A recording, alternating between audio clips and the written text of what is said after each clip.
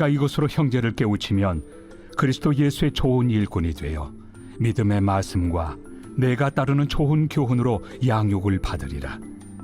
망령되고 허탄한 신화를 버리고 경건에 이르도록 내 자신을 연단하라. 오늘은 신자가 날마다 해야 할 수고가 있다, 이런 제목으로 말씀을 살펴보도록 하겠습니다.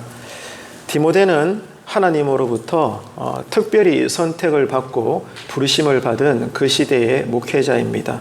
그렇기 때문에 목회자로서 응당 그런 생각을 할 수가 있을 것 같아요. 나는 이쯤 되면 됐다, 나는 이만하면 괜찮지, 이런 스스로 만족하는 신앙적 자세와 생각을 충분히 가질 수가 있을 것 같습니다. 하지만 바울은 생각이 달랐습니다. 디모데는 여전히 목회자로서 많은 것들을 깨달아야 했고 또 하나님 앞에 더 좋은 일꾼이 되어야만 했던 것입니다. 왜냐하면 아직 소심하고 젊은 또 경험이 부족한 이 목회자로서 디모데가 처한 상황은 녹록지가 않았습니다. 디모데가 지금까지 경험했던 것, 그리고 목회자로서 받아왔던 교훈들이 있지만 그것 가지고는 한 교회를 맡아서 목회를 하며 섬긴다는 것이 여전히 디모데로서는 감당하기가 버거웠기 때문입니다. 특별히 또 주변에 신앙적인 많은 반대자들이 있어서 호시탐탐 디모데의 미숙함과 실수를 노리고 있었기 때문에 디모데 스스로는 행여나 스스로 신앙을 만족할지는 몰라도 스승이 되는 바울의 입장에서 볼 때는 여전히 불안하고 염려가 되고 많은 것들이 부족했기에 바울은 지금 디모데에게 그리스도의 심장을 가지고 너는 이렇게 해야 된단다, 저렇게 해야 된단다, 계속해서 성경의 진리를, 목회의 교훈들을 가르쳐주고 있는 것입니다. 그럼에도 불구하고 바울과 디모데는 성경에 기록된 위대한 목회자들입니다. 그래서 지금 우리가 볼 때는 다 그렇게 느낄 것 같아요. 우리와 차원이 다르고 그들은 영적으로 탁월하고 온전한 교회 지도자들이야, 이렇게 우리는 인정을 합니다. 당연히 맞는 말입니다. 하지만 그들 역시도 우리와 똑같은 사람입니다. 그들이 마지막 호흡을 거둘 때까지, 삶의 마지막 순간까지 표대를 향해서 걸어가면 안 됩니다. 전심전력으로 달려가야 하는 여전히 불완전한 사람일 뿐인 것입니다. 지금 우리도 마찬가지인 것이죠. 제가 옛날 부교육자 시절 때 지나왔던 여러 많은 교회들이 있지 않겠습니까? 그래서 지나왔던 교회들의 경험을 비추어 보면 때때로 제가 모셨던 당시 담임 목사님이 의지를 가지시고 모든 성도님들을 대상으로 해서 우리가 잘 아는 이미 보편화되어 있는 제자 훈련이나 검증된 여러 가지 양육 프로그램을 시행하려고 할 때가 있었습니다. 하지만 처음부터 여러 가지 어려움에 봉착하는 경우들이 많아서 담임 목사님이 예를 먹었던 모습들을 부교육자로서 많이 봐왔는데, 그 중에 하나가 뭔가 하면 일부 항종직들의 반응 때문이었습니다. 보통 제자 훈련 같은 양육을 할 때는 가장 먼저는 담임 목사가 장로님들을 모셔놓고 목회자와 함께 신앙의 재교육을 받습니다. 그리고 나서 이제 한 템포가 끝나고 나면 권사님들 또 안수 집사님들을 모셔서 똑같은 내용을 계속해서 제자 훈련하고 신앙 재교육을 해서 교회가 개혁되어져 나갈 수 있도록 많은 시간들을 할애를 하는 거죠. 그런데 우리 교회는 장로님들 전혀 그렇지 않아서 감사하지만 제가 지나왔던 교회들을 더듬어 보면은 일부 장로님들이 이런 훈련 받는 것을 불쾌하게 여기셨습니다. 왜냐하면 이런 생각을 가지시는 거예요. 내가 이미 장로가 되었는데 뭘 더 배운단 말인가, 기가 차다, 이런 생각을 하시는 일부 장로님들이 계셨습니다. 그런데 그런 생각을 가지신 분들의 대부분은요, 내가 장로로서의 사명이 무엇인가에 대해서 어떻게 여기고 있는가 하면 목사와 성도들 사이에 중재를 하는 사람으로 여긴다는 거예요. 때로는 교회 일을 추진함에 있어서 목사의 생각이 다르고 성도님들의 반응이 다를 수 있잖아요. 언제나 그렇지 않습니까? 그럴 때 일부 장로님들은 선한 마음에서 어떤 생각을 가지고 있는가 하면 나는 장로로서 목사와 성도들 사이에 중재를 하는 역할을 하는 게 정말 중요하다고 생각해, 이런 생각으로 꽉 차 있는 거예요. 이런 모습들을 부교육자 시절에 저에게도 많은 것들을 말씀을 하시더라고요. 그런데 여러분, 그렇지가 않습니다. 이런 생각은 말씀과 교회의 원리를 오해한 것입니다. 왜냐하면 목사는 항상 당의 장로님들과 언제나 의논하면서 앞으로의 목회 계획과 교회의 비전을 함께 수립을 합니다. 이게 목회자로서의 인격입니다. 그런 만큼 장로님들은 목사의 목회에 협력해야 될 사람들입니다. 여기서 협력이라는 것은 목회 방침의 기준에 따라서 성도님들의 신앙을 지도하고 양육하고 권면하고 위로하고, 때로는 생각이 달라서 조금 곁으로 빠지는 성도님들이 있으면 그들을 이렇게 어떻게 해서라도 보다듬어서 현재 우리가 추진하려는 목회의 비전에 맞게 한마음으로 신앙생활을 할 수 있도록 독려하는 그 협력이 가장 본이 되어야 될 분들이 장로님들이다, 그 말입니다. 그러니까 목사든 장로든 누구든지 간에 우리는 죽을 때까지 오직 성경입니다. 이 성경을 배우고 연구하고 이 성경이 깨달아져서 성령님이 언제나 우리에게 제일 먼저 하는 일은 우리로 회개하게 하는 거예요.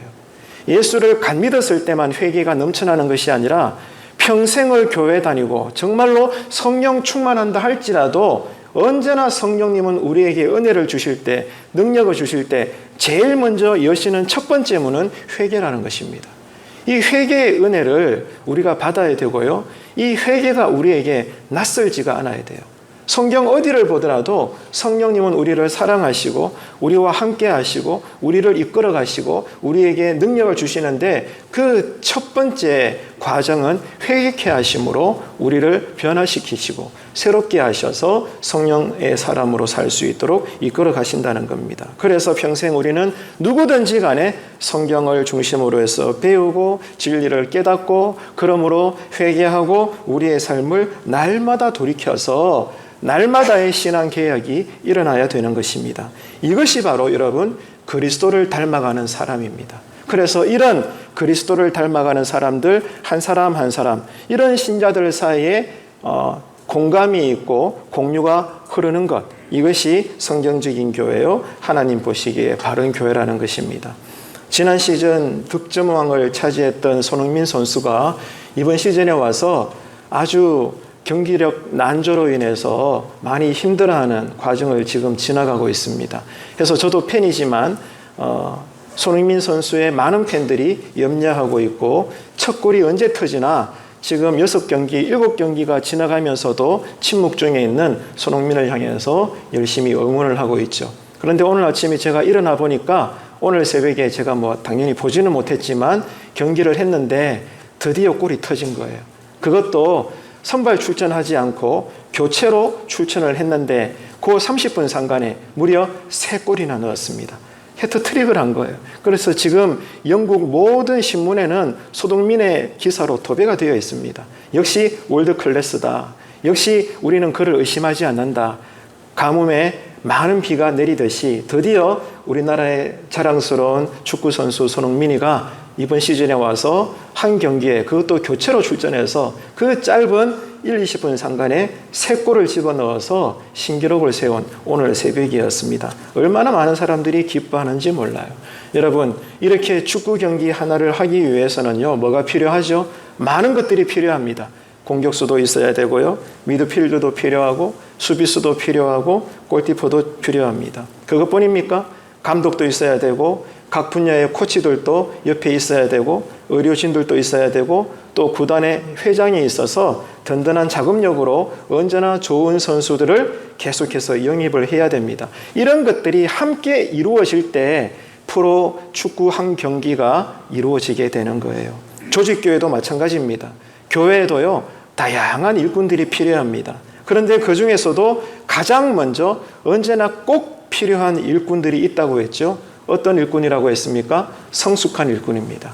성숙한 일꾼, 다시 말해서 예수 그리스도의 좋은 일꾼들이 개척교회든 작은교회든 대형교회든 시골교회든 도시교회든지 간에 어떤 교회든지 간에 반드시 있어야 될 교회의 일꾼은 예수 그리스도의 좋은 일꾼이 반드시 세워져야 되는 겁니다. 그런 성숙한 일꾼이 되기 위해서 지금 디모데서는 2가지를 강조하죠. 첫 번째는 뭐예요? 오직 성경입니다. 믿음이 나오는 이 성경을 통하여 우리가 날마다 교훈을 받아야 그 교훈을 받는 사람이 예수 그리스도의 좋은 일꾼이 된다는 것입니다. 30년, 40년 그저 예배당 들락날락 했는 그 기준이 아닙니다, 여러분. 하루를 예수 믿더라도 60년간 평생 교회를 다닐지라도 똑같아요. 기준은 뭐라고요? 오직 성경입니다. 성경 말씀을 통해서 진리의 교훈을 날마다 스폰지처럼 받아들이는 거예요. 이게 첫 번째입니다. 두 번째는 뭐예요? 이렇게 성경의 교훈을 누구보다 먼저 예수를 믿음으로 이제는 교회의 어른이 되고 교회의 선배가 되고 요즘 같으면 교회의 모든 항종직들로 계시는 분들께서 성경 말씀을 따르는 이 교훈대로 교회 생활을 잘 하시는, 그러므로 실제적인 교회 신앙생활의 교훈들을 보여줄 수 있는 이 두 번째 교훈이 꼭 있어야 된다는 거예요. 그래서 누구든지 간에 성경을 통한 교훈과 두 번째는 성경 말씀대로 따라 생활하는 교회 생활의 실제적인 생활의 교훈, 이 두 가지를 모두가 다 스스로 깨닫고 또 누구든지 간에 나는 평생에 걸쳐서 이 두 가지 교훈을 나는 늘 배워야 돼. 나는 부족해. 나는 약한 존재야. 나는 늘 하나님의 진리의 말씀을 배우면서 훈련받으며 연단받으며 천국 갈 때까지 섬기며 사는 거야.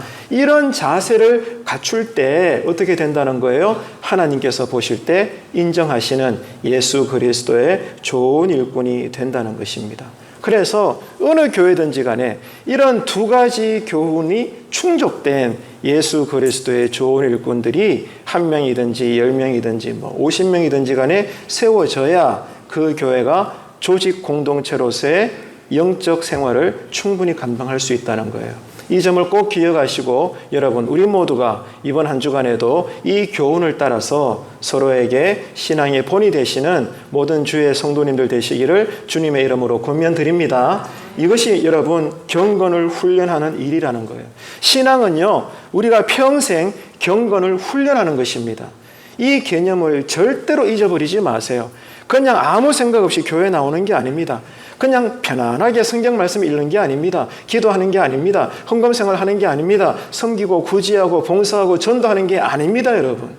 모든 신앙생활 하나하나가 예수 그리스도의 경건을 닮아가는 양육이며 훈련이며 연습인 것입니다. 이것이 거룩한 습관이 되어서 누구든지 서로에게 본이 되어주고, 그러므로 우리가 이것을 공유하면서 함께 어울릴 때 그 교회는 공동체로서 건강한 신앙의 자리가 된다는 거예요. 지금 바울은 디모데에게 이 목회적 교훈을 계속해서 언급을 하고 있는 겁니다. 그러면은 이런 경건 훈련을 어떻게 해야 되는가? 7절 이하 본문에서는 두 가지를 강조해요.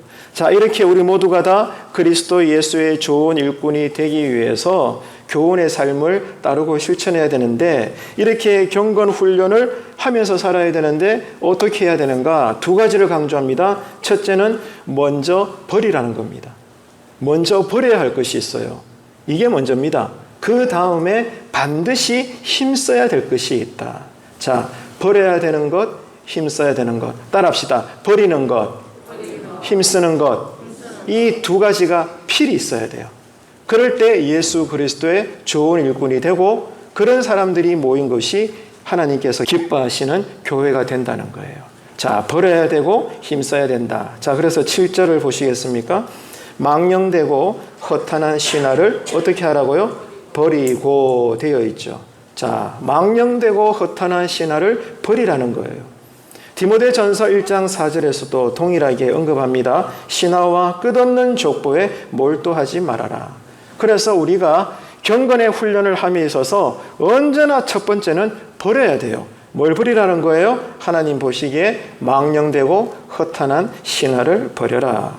바울은 디모데에게 건강한 교회 지도자가 되기 위해서 먼저는 경계해야 될 것이 있음을 가르쳐주고 있는데요. 그것이 뭔가 하면 복음과 무관한 잘못된 가르침입니다. 그냥 가르침이라고 해서 다 좋은 가르침이 아니라는 거예요. 이미 그 시대에도 교회 안에 잘못된 복음이 제시하지 않는 잘못된 가르침이 있더라는 겁니다. 그래서 바울은 디모데야, 너는 제일 먼저 목회자로서 해야 할 일이 잘못된 가르침을 버려라.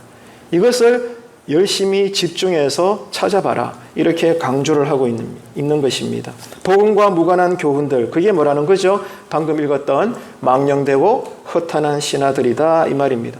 이것은 교회 지도자로서 경건 훈련을 위해서 특별히 바울 시대 당시로서는 먼저 버려야 될 것들이었습니다. 디모데 전서에서는 신화라고 하는 단어가 많이 등장을 합니다. 이 말씀을 이해하려면 그 당시 사람들의 생활을 이해를 해야 되는데요. 그 당시 젊은이들은 대부분 역사와 철학 공부를 많이 했습니다.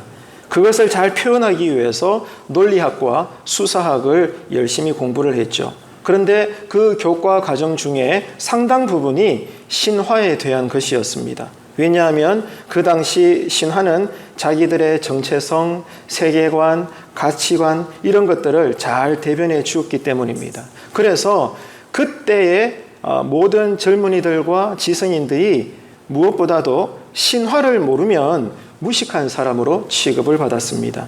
그런데 이 신화의 내용이라는 게 사실이 아니지 않습니까? 다 꾸며낸 이야기들입니다. 우리가 잘 알고 있는 로마 신화나 그리스 신화가 다 그런 것들이죠. 그런데 그 당시 그들은 이런 신화들을 신학이라고 표현을 했습니다. 신학, 다시 말해서 신들의 족보라는 거죠. 그런데 이렇게 꾸며낸 신들의 족보 사상이 뭐가 문제인가 하면 교회 안으로 들어왔다는 거예요. 교회 안에는 오직 성경 말씀인 오직 예수 그리스도의 복음만이 터가 되고 기준이 되고 기둥이 돼야 되는데 이 바울 당시에 어느 순간부터 교회 안에 뭐가 들어왔어요? 성경이 가르치지 않는 망령되고 허탄한 이런 로마 신화나 그리스 신화, 그 시대에 왜곡된 시대 정신이 교회 안으로 들어와서 오직 하나만 있어야 될 성경의 사상과 이 허탄한 신화가 뒤섞여 버린 거예요. 이 짬뽕이 된 거죠. 그래서 결국에는 교회 안에서부터 진리가 왜곡되어지고 진리가 변질되는 일들이 많이 일어나게 된 것입니다. 그래서 그 폐단 중에 하나가 뭔가 하면 사람은 변하지 않으면서 헛된 논쟁만 서로 간에 뜨거워지게 되고 그저 인간의 가십거리, 호기심만 만족시키는 잘못된 이론들이 교회 안에서조차 이 성경 말씀과 뒤섞여 버려가지고 잘못된 가르침이 팍 넘쳐나게 된 거예요. 그래서 지금 사도 바울은 목회를 이어서 해야 될 디모데에게 디모데야, 그리스도 몸된 교회가 다시 개혁되어지고 바로 세워지려면 딴 거 없다. 첫 번째는 망령되고 허탄한 교회 안에 잘못된 가르침을 다 버려버려라. 이 일을 먼저 해라. 먼저 깨끗하게 방청소를 해라. 그래야만 교회가 회복된단다 라고 먼저 버릴 것은 버리라고 지금 목회적인 권면을 주고 있는 겁니다. 왜냐하면 순수한 복음만 있어야 우리가 죽을 때까지 거룩성을 유지할 수 있는데 잘못된 가르침이 들어와서 이게 짬뽕이 되다 보니까 결국 어떻게 되는 거예요? 교회 안에서부터 복음이 타락되어지는 거예요. 잘못된 설교, 잘못된 가르침, 잘못된 신앙생활, 예수 없는 예배, 은혜가 없는 그저 바싹 마른 종교적인 행위 이런 것들로만 넘쳐나는 교회가 된다면 상상해 보십시오. 얼마나 끔찍하겠습니까? 그 당시 젊은이들은 오전에는 꾸며낸 신화에 몰두를 했고 오후에는 주로 운동을 했다고 합니다. 그 시대 운동은 그저 건강을 위한 것이 아니라 인간의 육체의 아름다움을 찬양하는 수단이었고 그래서 이 운동을 아주 광적으로 열심히 했다고 합니다. 그래서 이 잘 단련된 몸은 전쟁에서 이기는 비결이 되기도 했고요. 그래서 인간의 이 육체적이라는 아름다움을 극대화하고 또 훌륭한 전사가 되기 위해서는 운동이 강조되었던 겁니다. 아마 이 자리에 청년들은 예전에 다 봤겠지만 영화 300이라는 작품을 보셨죠. 이 300이라는 영화를 보면 모든 등장인물들이 몸짱입니다. 얼마나 몸이 탄탄하고요. 근육질인지 몰라요. 바로 그 시대의 모습을 잘 대변하고 있는 겁니다. 결국 그 당시 사람들의 삶은 지적 호기심을 위한 논쟁에만 몰두를 했고 인간의 몸을 찬양하는 운동에 지나친 관심을 가졌습니다. 그래서 심지어는 이런 운동을 통해서 우리는 하나가 될 수 있다. 전 인류가 하나가 될 수 있다. 이렇게 이야기하면서 생겨난 것이 뭔지 아세요? 올림픽입니다. 그래서 4년마다 한 번씩 우리가 전 세계적인 축제로 이루어지는 올림픽이 그때부터 생겨나게 된 거예요. 자, 그러면 무슨 말입니까? 운동이 나쁘다는 겁니까, 여러분? 아니죠. 누구나 운동을 해야 합니다. 오늘 본문에서는요, 모든 운동은 우리 성도의 삶에 약간의 유익이 있다라고 말씀하고 있습니다. 옛날에는 우리나라가 못 살다 보니까 그저 잘 먹는 것이 중요했지만 지금은 어떤가요?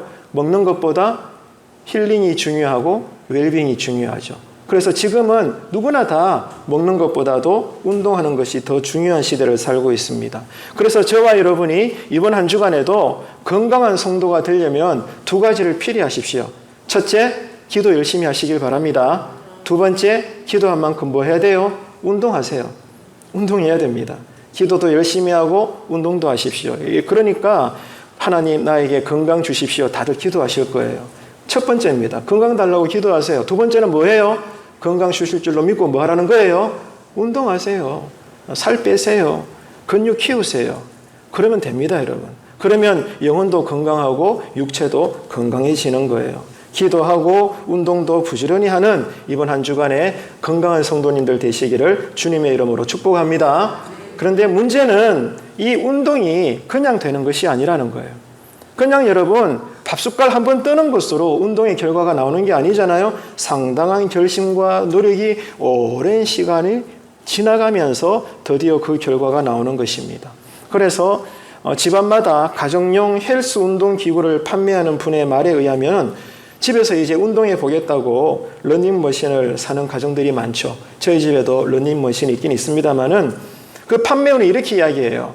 통계를 내보면 결단을 하고 많은 돈을 투자해서 그 고가의 러닝머신을 거실에 구비를 해놓는데 가만히 봤더니 한 달만 지나가면요. 대다수 가정들이 어떤 모습인 줄 아세요?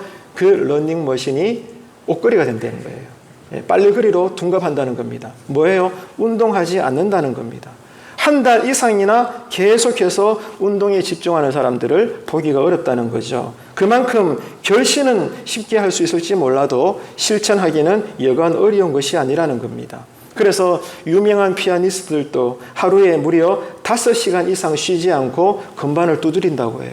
이렇게 5시간, 6시간 계속해서 날마다 그 프로 피아니스트들도 연습을 해야 그 이후에야 비로소 손가락이 풀어진다고 합니다. 자기가 원하는 대로 연주를 할 수 있다는 거예요. 운동선수들의 멋진 기술과 묘기는 저절로 나오는 것이 아니죠. 수백 번, 수천 번, 수만 번이고 무한 반복하는 오랜 시간 동안 축적된 그 연습의 결과로 눈물의 작품들이 나오는 것입니다. 육체를 위한 연습도 이렇게 힘들고 어려운데 영적인 전투의 승리를 위해서 특별히 교회를 교회답게 세워나가는 이 신앙훈련은 어떻게 되는 걸까? 저절로 되는 것이 아니라는 것입니다. 가르침이 뭐예요? 오늘 본문에서는 더 치열한 훈련이 필요하다. 지금 우리는 어떻게 신앙생활을 하고 있는가? 정말 더 치열한 훈련을 감당하는 그 신앙적 자세를 가지고 우리는 예배당에 나오는 건지, 1시간 드리는 예배에 집중하는 건지, 기도할 때도 간절히 아멘하는 건지, 말씀을 들을 때도 나에게 주시는 말씀으로 믿음으로 받는 건지, 그러므로 일주일 동안 교회 밖에서 살 때도 말씀대로 어떻게 한번 살아보려고 믿음으로 고군분투하는 건지, 우리의 신앙을 오늘 말씀 앞에서 우리는 돌아봐야 되는 것입니다. 사람은요, 어떤 존재입니까? 정도의 차이는 있어도 다 똑같습니다. 누구나 그런 것 같아요. 교만하고 완고하고 대접받기 좋아하고 모두가 다 게으른 존재입니다. 그런데 이런 우리가 오직 하나님의 은혜로 구원받았다는 거예요. 그런데 중요한 것은 이겁니다. 구원받은 이후에 우리의 신앙의 성숙을 위해서는 반드시 내가 해야 될 신앙적 수고가 있다는 거예요. 이게 여러분 하나님의 가르침입니다. 죄인이었던 우리가 영생 천국에 들어갈 수 있는 구원은 100% 하나님의 은혜로 받습니다. 우리가 참여할 공간이 없습니다. 오직 하나님의 은혜입니다. 그런데 구원받은 이후에 장성한 그리스도의 분량에 다다르기까지 성화의 삶을 산다는 그 과정 속에는 필히 뭐가 있느냐? 주님께서 나와 함께 하심으로 내가 믿음으로 감당해야 될 신앙적 수고가 있다는 거예요. 이 수고 없이는 믿음 생활이 안 됩니다, 여러분. 이 수고가 연습되어지고 연단되고 훈련되지 않는다면 그 사람 믿음은 가짜라는 거예요. 이것이 오늘 사도 바울의 가르침입니다. 디모데서가 우리에게 들려주는 진리의 사실이에요. 그러면 이번 한 주간에도 구원받은 우리이기 때문에 그 구원받은 자의 특권으로서 예수 이름으로 우리가 수고하고 연단받고 훈련해야 될 그 일이 뭐냐? 오늘 본문에서도 나오지만 경건입니다. 경건이 우리에게 믿음의 수고라는 거예요. 오늘 예배당에 나온 것도 믿음의 수고입니다. 새벽마다 나오시는 새벽 성도님들 믿음의 수고입니다. 힘든 여건 속에서도 많고 적음을 떠나서 성실하게 온전한 헌금생활을 한다. 믿음의 수고입니다. 그리고 사람들을 대접한다. 또 전체 교회 신앙을 위해서 목회자를 위해서 늘 기도하고 목회자의 삶을 여러분께서 살펴보신다. 믿음의 수고입니다. 서로가 서로에게 여러분 이 타자의 사랑을 가지고 바라보고 향하고 다가가고 손을 잡아주는 것 모든 착하고 선한 행실은요 믿음의 수고입니다. 우리의 이 예수 안에서의 수고가 없다면 교회 생활은 이루어질 수가 없는 거예요. 그래서 오늘 이 본문에서는 이 모든 예수를 믿은 이후에 구원받은 자로서 내가 신자로서 감당해야 될 날마다 감당해야 될 이 신앙과 믿음의 수고가 뭐냐? 한마디로 이야기하면 경건이라는 거예요. 그래서 본문 7절을 다시 보십시오. 망령되고 허탄한 신화를 버리고 뭐에 이르러라? 경건에 이르도록 뭐 해라? 내 자신을 연단해라. 따라합시다. 경건, 연단. 이게 여러분 하나님의 뜻입니다. 지금 나는 이 개념에 맞게 신앙생활을 하고 있습니까? 우리는 지금 경건합니까? 이 경건을 쫓아 나는 매 순간마다 연단받고 있습니까, 여러분? 오늘 말씀이 우리에게 큰 깨달음이 되시기를 바랍니다. 경건이 뭘까요? 워낙 이게 큰 개념이라서 한두 마디로 설명할 수 없습니다. 그러나 이야기해 보자면 경건은요, 하나님에 대한 모든 신앙인들이 보이는 반응입니다. 우리가 갑자기 뜨거운 것을 잡으면 아 뜨거워 하잖아요. 배고플 때, 목이 마를 때 시원한 물을 마시면 아 시원하다라고 반응하잖아요. 그게 경건이라는 거예요. 하나님의 은혜를 깨달은 자, 하나님 사랑 안에서 사는 자, 하나님을 믿는 자, 그 은혜와 사랑과 믿음에 대해서 반응이 나오는 것, 그게 경건이라는 겁니다. 이 경건을 뭐 하라는 거예요? 연습하고 훈련하고 연단받으라는 겁니다. 이게 언제까지? 주님 앞에 설 때까지. 그렇기 때문에 우리는 게으르다는 겁니다. 왜? 연습 안 하거든요. 훈련이라는 개념이 없잖아요. 우리 신앙생활 할 때 안 그렇습니까? 정도의 차이지 다 똑같은 것 같아요. 여러분 경건은요 하나님에 대한 신앙인이 보이는 반응인데 다시 말해서 매 순간마다 하나님을 느끼는 감각이에요. 가정에서 내가 밥을 먹을 때도 하나님을 인식하는 거예요. 일터에서 장부를 기록할 때도 하나님을 인식하는 거예요. 함께 예배 드릴 때도 지금 우리와 함께 하시고 우리의 기도를 들으시는 하나님을 느끼는 거예요. 자, 느끼고 안 느끼고 인식하고 안 하고는 차이가 크잖아요. 생활의 결과가 다르지 않습니까? 이해가 되시죠? 그게 경건이라는 것입니다. 우리가 하나님 앞에서 살아간다. 하나님은 불꽃 같은 눈동자로 내가 어디에서 무엇을 하든 어떤 생각을 하든지 하나님은 나를 지금 보고 계신다. 그것을 아는 것이 믿음입니다, 여러분. 그냥 입으로 나 예수 믿습니다 라고 말했으니 나 이제 천국 간다. 천국 가는 티켓은 받았으니까 내가 알아서 원하는 대로 살자. 그냥 복이나 주세요. 그거 믿음이 아니라는 거예요. 믿음은 경건입니다. 경건은 하나님이 어떤 분인가 늘 생각하는 것이고 그러므로 하나님에 대해서 내가 반응하는 것이고 하나님이 나를 보고 계시고 내가 하나님 앞에서 살아간다는 이 콜람데오 신앙을 알고 이 신앙을 사는 것이 성도의 믿음이라는 겁니다. 우리가 가진 이런 믿음이 있다면 내가 좋아하는 기준대로만 생각하고 판단하고 살 수는 없습니다. 왜? 하나님이 계시니까. 나를 향한 하나님의 뜻이 있으니까. 하나님 때문에 나는 거짓말하지 못합니다. 하나님 때문에 나는 게으를 수가 없습니다. 하나님 때문에 나는 누군가를 미워할 수 없습니다. 하나님 때문에 나는 죄의 자리에 서지 않습니다. 아멘이십니까 여러분? 하나님은 아니면 목사인 저도요 누군가를 때리고 싶어요. 누군가를 등짝을 때리고 싶다고요. 지난 시차라 끝나고 난 다음에 제 동기 목사들과 목양실에서 이런저런 얘기하다가 친구 목사가 이야기하더라고요. 어느 날 길을 걸어가는데 수년 전에 지나갔던 어떤 교회에 어떤 성도님이 여간 이 목사님을 많이 괴롭혔다는 거예요.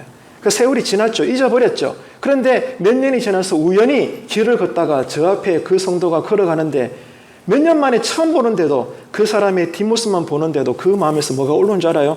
뒤통방에 그냥 때리고 싶다는 거예요. 여러분, 이게 사람입니다.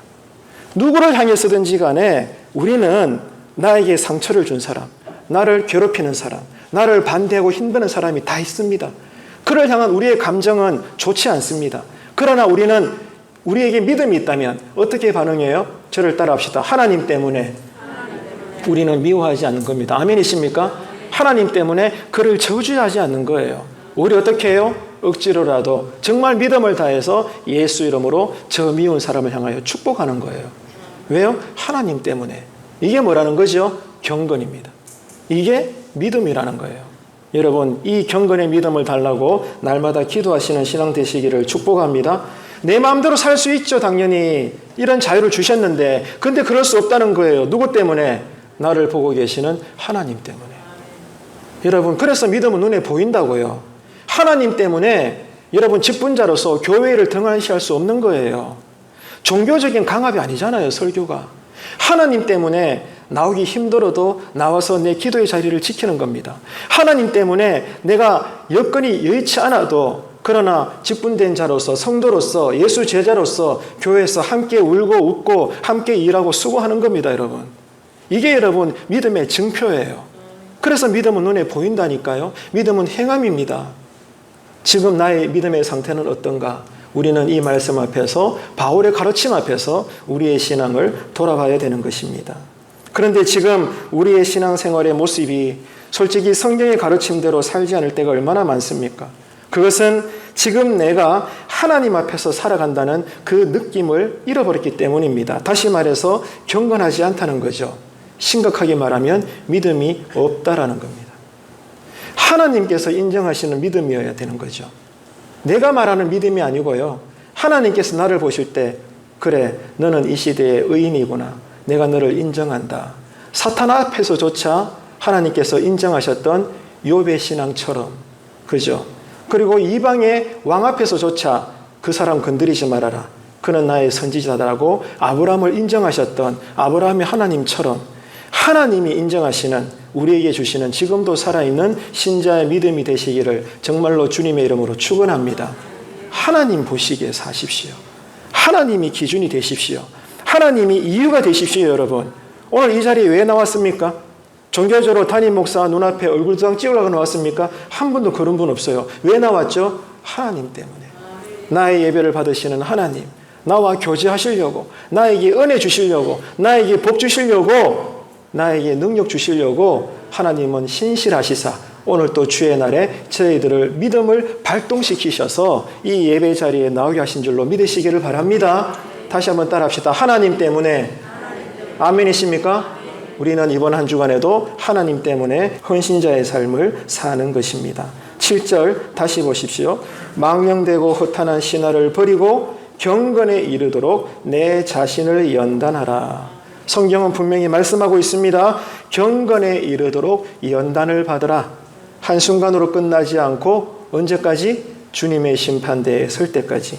이런 마음가짐에서 나오는 온전한 주일 예배, 교회를 통한 충성과 헌신, 정직하고 거룩한 삶, 여러분 다르지 않을까요? 왜?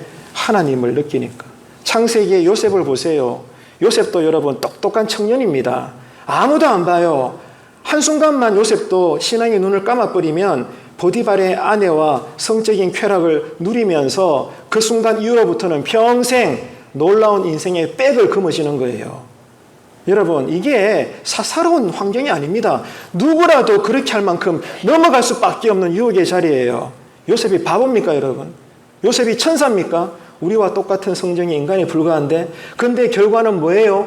요셉은 옷이 홀라당 벗어지면서까지 누명을 써서 감옥에 들어갈 걸 알면서도 그 죄의 자리를 피했습니다, 여러분. 그런데 그 이유가 뭐예요? 창세기에 보니까 하나님을 인식했어요. 보디발의 아내의 품을 떠난다는 게 잠시 원나잇을 즐기면요, 인생이 보장되는 자리예요. 누구라도 그 자리에 들어갑니다, 여러분. 그러나 따라합시다. 하나님 때문에 오늘 주일 예배 나온 거예요. 하나님 때문에 매일은 아닐지라도 새벽 제단에 나와서 내 가정을 위해서 울면서 기도하는 거예요. 하나님 때문에 멀리서라도 교회에서 모이자 그러면 함께 나와서 수고하고 봉사하는 거예요. 하나님 때문에 내가 이렇게 욕짓거리 얻어먹으면서도 끝까지 내 맡은 자리에서 직분의 감당을 사는 겁니다, 여러분. 하나님을 인식하십시오. 하나님 앞에서 이번 한 주간을 산다는 것을 잊어버리지 마십시오. 이것이 바로 콜람데오의 신앙입니다. 이 신앙으로 가정에서, 직장에서, 어디서든지 신조답게 살아내시는 거룩한 삶이 되시기를 주님의 이름으로 축복합니다. 바울 당시 세계를 지배하던 사상은 헬라 철학과 신화였습니다. 그렇기 때문에 진리의 복음으로 철저하게 무장하지 않으면 누구도 똑같아요. 어떤 상황에서도 세상의 헛된 사상과 가치관에 교회부터 휩쓸리게 되어 있습니다. 그래서 목회자나 성도들이나 모두가 다 이 복음의 진리 위에서 흔들리지 않도록 뭐 하라는 거예요? 경건을 연단해라. 여러분, 이번 한 주간에 어떤 마음가짐으로 믿음을 사느냐? 경건을 나는 이번 주간에도 연습한다, 연단한다, 훈련받는다. 그러므로 이것이 다른 사람들에게 내가 본이 되기를 원한다. 아멘이십니까? 이것이 여러분 교회 생활이에요. 이 일에 목사와 장로님들이 먼저 본이 되어 주십시오. 성도님들 그리고 권사님들 본이 되어 주십시오. 그러면 교회가 되는 것입니다. 이런 교회가 될 수 있도록 여러분 많이 기도해 주시기를 바라고요. 그래서 교회가 오직 복음에서 변질되지 않고 타락되지 않으려면 경건을 연단하고 훈련해야 되는데 어떻게? 자, 성경을 읽어보겠습니다. 스크린 보세요. 호세아 6장 3절. 그러므로 우리가 여호와를 알자. 힘써 여호와를 알자. 그의 나타나심은 새벽 빛같이 어김없나니 비와 같이 땅을 적시는 늦은 비와 같이 우리에게 임하시리라. 아멘. 따라합시다. 힘써 여호와를 알자. 아멘이십니까? 이 경건 훈련을 하시길 바랍니다. 자, 또 하나 볼까요? 히브리서 3장 1절 시작. 그러므로 함께 하늘의 부르심을 받은 거룩한 형제들아, 우리가 믿는 도리의 사도이시며 대제사장이신 예수를 깊이 생각하라. 따라합시다. 예수를 깊이 생각하자. 이게 뭐예요? 경건입니다. 혼자 있든지 함께 있든지 어떤 일을 하든지 간에 누구를 생각해라? 주님을 생각해라. 그러면요, 죄를 지울 수가 없잖아요. 그러니까 어떻게 돼요? 지금 새벽마다 로마서를 우리가 살펴보고 있지만 예수 이름으로 죄를 대적하는 거예요. 내가 거짓말하고 싶을 때, 누군가를 미워하고 원망하고 불평하고 싶을 때, 신앙이 게을러지고 싶을 때 어떻게 하라는 거예요? 예수 이름으로 명하노니 내 안에 이 악한 생각아, 악한 영아, 너는 떠날지어다. 이렇게 대적하고 선포하십시오. 왜? 성경에 뭐라고 기록되어 있나요? 우리가 죄를 대적하면 죄가 피한다 그랬어요. 이게 성도에게 주신 믿음의 권세입니다, 여러분. 크게 한번 아멘 합시다. 할렐루야. 아멘. 죄를 대적하십시오. 아멘. 죄와 싸우십시오. 죄와 싸워서 그 결과가 어떻게 되는가? 이게 아니고요. 죄와 싸운다는 것은 죄가 피한다는 거예요. 죄가 떠난다는 겁니다. 그래서 대적하고 선포하고 꾸짖고 싸우라는 거예요. 이미 주님은 죄와 사망의 권세를 이겼습니다. 우리가 그 주님 안에서 살아가는 엔 크리스토스, 인 크라이스트 그리스도인입니다, 여러분. 그렇기 때문에 우리가 할 일은 내 마음속에 자꾸만 조금이라도 어두운 감정이 올라올 때 따라합시다. 예수 이름으로 악한 영아 떠나라! 따라합시다. 떠나라! 외치시길 축원합니다. 신앙이 깨어지면 안 돼요. 이번 한 주간도 힘을 다해서 여러분 할 수만 있다면 나오세요. 새벽을 깨우시고 기도하시고 누구 위해서? 내 부모를 위해서, 자녀를 위해서, 가정을 위해서 기도하세요, 여러분. 하나님을 경외하는 자에게 하나님은 그의 기도를 이루어 주시고 그의 부르짖음을 들으사 구원하시리로다. 이번 한 주간에 외운 암송 구절이잖아요. 이 말씀대로 사시는 교회가 되시기를 축원합니다. 믿음의 힘을 내시고 모두가 열정을 내셔서 이번 한 주간부터 하나님을 새롭게 뜨겁게 사랑하며 교회를 성경적으로 세워나갈 수 있는 우리 교회가 되시기를 주님의 이름으로 축복합니다. 그럴 때 어떻게 돼요? 미련하고 망령된 허탄한 신화에 우리가 유혹되지 않는다. 우리 영혼 안에, 우리의 심령에 경건의 은혜로 충만하면 망령되고 허탄한 잘못된 가르침이 들어올 수가 없는 거예요. 근데 이 믿음이 없으면 유튜브를 보든지 인터넷 어디를 잠시 보든지 주변에 누가 이야기하든지 교묘하게 잘못된 가르침을 툭 던지게 되면 그게 진리인 양 나는 받아버리게 되는 거예요. 그리고 난 다음에는 그전에는 안 그러다가 그 이후에는 함부로 교회를 평가하고 목회자를 판단하고 성도들을 지적질하고 그렇게 된다고요. 이게 작은 문제가 아닙니다. 그렇기 때문에 내 안에 망령되고 허탄한 성경의 가르침이 아닌 그럴싸하지만 정말로 잘못된 가르침이 들어오지 않으려면 미리 누군가가 주인이 내 안에 있어야 돼요. 누군가요? 성령님이신 줄로 믿습니다. 성령님은 말씀의 영이에요. 예수의 영입니다. 오직 성경 말씀입니다. 여러분. 늘 주야로 말씀을 읽으십시오. 그래서 그 말씀이 내 생각을 다스리셔서 말씀대로 행하고 또 인생에 어려울 때마다 그 관련된 말씀이 떠올라서 이 말씀에 의지해서 믿음으로 인내해 이 과정을 이겨나갈 수 있는, 그러므로 서로에게 본이 되고 그 모습이 교회적으로 하나님께 영광이 되는 그런 교회, 그런 이번 한 주간이 되시기를 주님의 이름으로 축원합니다. 기도하겠습니다. 참 좋으신 하나님 아버지, 은혜를 감사합니다.